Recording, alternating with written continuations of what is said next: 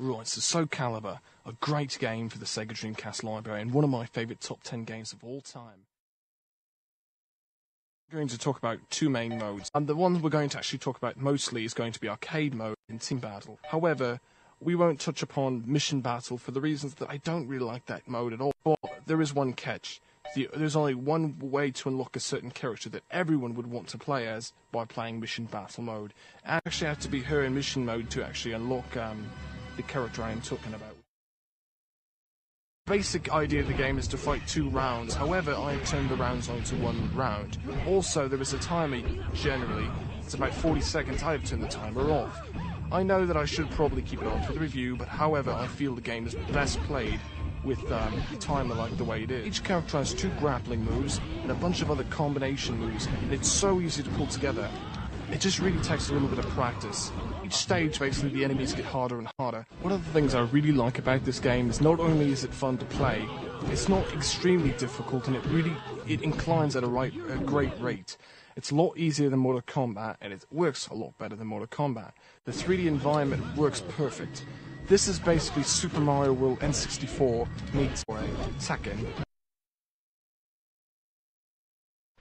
I would really say that SoulCalibur fits on its own level. It doesn't really feel like a Tekken game, nor does it feel like any other game. One of the reasons is you've just seen is because of the ring outs and getting knocked out of the ring. And I think that works really well. And the water stages look amazing, so when you fall out of the ring on a water stage, it's really fun. If you kill someone and then you jump out of the ring, you still win. It's basically whoever falls out of the ring first. So if 2 people both fall out, whoever hits the water or the edge wins. As you've seen, I just fell out with her and I still won. There's a replay, and the voice announce is just amazing.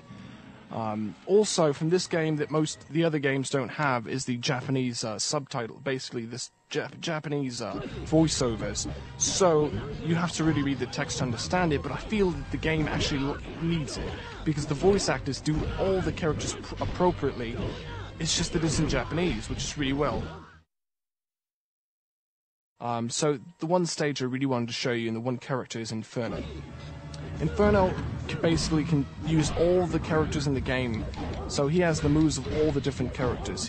Right now he's being Nightmare, as we just seen his sword indicates, and when he's being Nightmare he's extremely easy, but when he has nunchucks or something else, a different weapon, he becomes extremely hard, because he takes on all the abilities. This is one of the best stages in the game, and it's really cool the way he blows up as he does. You win! It just goes into infinity. It's fucking amazing. And then every time you complete or beat Inferno, you basically get to see this little story of what happens afterwards. One cool thing that no game seems to ever take back is this right here. You can basically do any attack you want. You can do the combinations and everything into the letters. And it's really stupid that none of the other games actually brought that back. It feels very arcadey. And it's just a great thing, you know. So basically I'm going to show you a little bit of each character. And if anyone knows anything about Yoshimitsu or watches Tekken or plays Tekken or whatever, then you know Yoshimitsu was originated from Tekken 1. And he's changed a lot since then. But I think the best looking Yoshimitsu is either Tekken 1 or SoulCalibur, because it looks so much better. Plus he has better moves in SoulCalibur than he actually did in Tekken. Go figure that. Another cool character in the game has got to be Lizard Man. So one last remark is he's kind of a mix between the V series, mixed with Sophia, mixed with the Lizard, mixed with Reptile from Mortal Kombat 4. So that's basically my complete gist of him. Another cool character is basically Rock. He's very, very strong and very fun to play as. I think he's one of the funnest characters in the game to be, just because you can cheat your way through the entire game if you really want to. Just by using his extreme powerful, axe and his horns as your advantage. Savant is another great character of the game. Very strong and very fun to be as. He's got a lot of unlocked potential as well. If you need to know how to do it, let me see if I can get the move I'm looking for. There you go. One of the most amazing attacks in the game, right there. Maxi is a really great character to be for speed. Very fun, but so is Yoshimitsu, so this is quite an even battle. It's very fun to play as. I think Maxi's quite cool. And I have one other thing to say, basically. This is Maxie's alternative costume. And it really doesn't look anything like the Maxie you're used to, and that's what's really stupid about this. I mean, it doesn't bother me at all, but it almost seems like it could be its own character. And I think if they would have just gone with the idea of getting rid of that clone of basically Killick, that this game would have been a little bit better with that feature. Because I don't think that that really looks like Maxie. However, it does sound like Maxie and has the same move. And then the last mode I really want to talk about, it's got to be Team Battle mode. And this allows you to do like what Tekken 3 did, which is allow you to put different players on your team. So if you could have up to 8 players, each team will have the same amount you could see, and then you just pick 8 people, you know? It's basically simple, and then after all of them die, then, you know, you lose. So that's pretty much simple, and you don't get to see your other opponents' characters, which is nice too.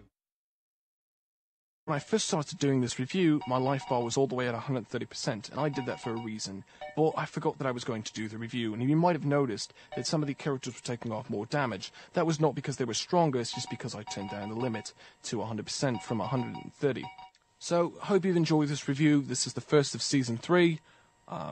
More videos to come. Enjoy yourselves.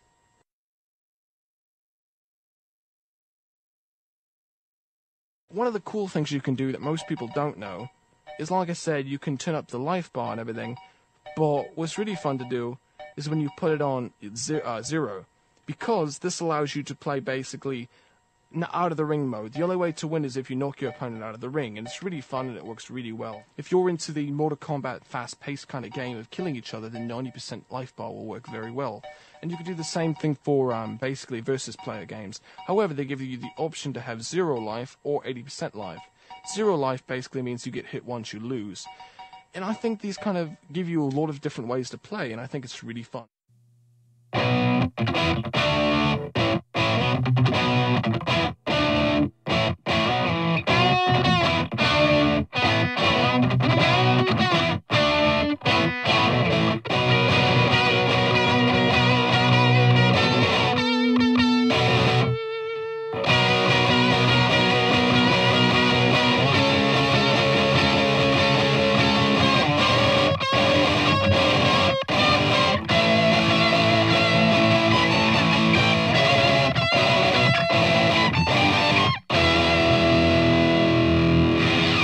Zero X Incorporated. Thank you for watching, you pathetic mortals. Now you will die a slow and painful death.